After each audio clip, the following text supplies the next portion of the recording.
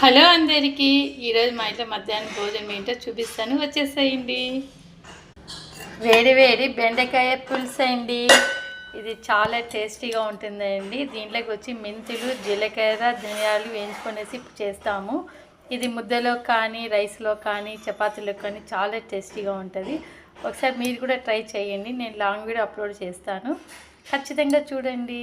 వేడి వేడిగా ఇప్పుడే తయారైపోయింది. ఈ కర్రీ నేము బెండకాయ మసాలా కర్రీ. అలాగే సిర్రాకు తాలింపండి.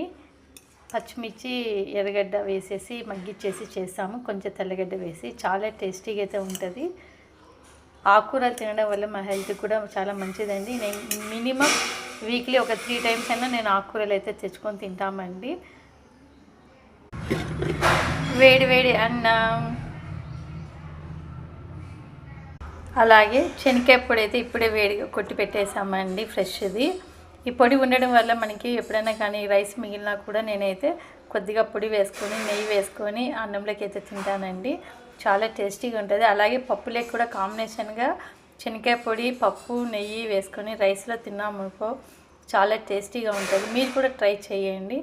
ఇంకా ఈ పొడి ఉండడం వల్ల ఏమవుతుందంటే ఆకుకూర తాలింపులు కానీ, బీనీస్ తాలింపు, మొటికాయ తాలింపుకి మేమంతా ఎక్కువ ఈ పొడే వేసుకుంటామండి. అందుకే నేను శనగకాయ పొడి అయితే ఎప్పుడు స్టాక్ పెట్టుకొని ఉంటాను. అలాగే చల్లని పెరుగండి.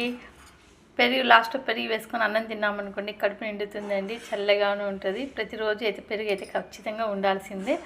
ఈరోజు మధ్యాహ్నం భోజనానికి మాది ఇదేనండి, మా ఇంట్లో భోజనాలు.